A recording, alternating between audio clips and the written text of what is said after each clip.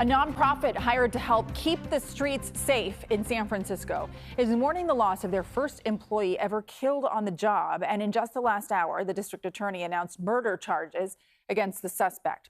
Last week, Joey Alexander was shot and killed outside of the main branch of the San Francisco Library. Alexander worked for Urban Alchemy, which contracts with the city to clean up streets and de-escalate tense situations. Our Lauren Toms spoke with the group's founder, who says the tragedy is not changing their strategy. Lauren? That's right, Sarah. This was the first time the founder has spoken since the tragedy, and I'm told they've had stabbings and shootings before, but nothing quite like this. Joey Alexander spent 23 years behind bars before finding freedom and purpose on San Francisco streets as a practitioner for Urban Alchemy.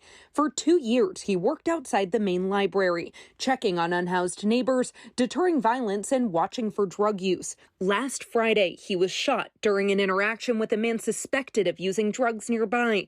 Urban Alchemy founder Lena Miller says it's the first time in the group's history that a practitioner has been killed on the job.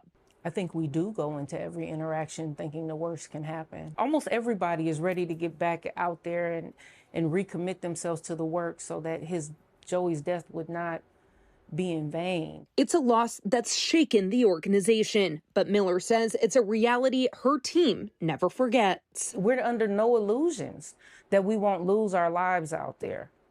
I mean, but people still do it. And I think that's really a testament to who they are. The public safety group was built on second chances. More than 90% of its practitioners are formerly incarcerated, including Joey, who served years at San Quentin.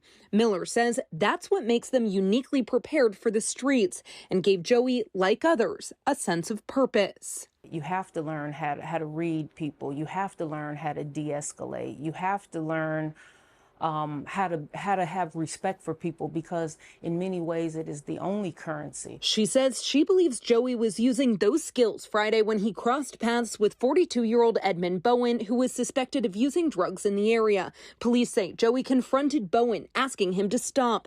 Bowen shouted obscenities about Urban Alchemy, then opened fire, hitting Joey, who died days later at a nearby hospital. Bowen was taken into custody by police.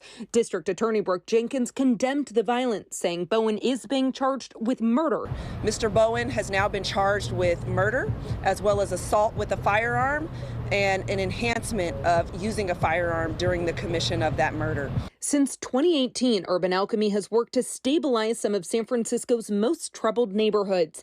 But critics have questioned whether the group, funded through city contracts, is being asked to take on policing responsibilities without the same oversight. Miller says her team offers something different: de-escalation through lived experience, not force. Public safety is indeed relationships.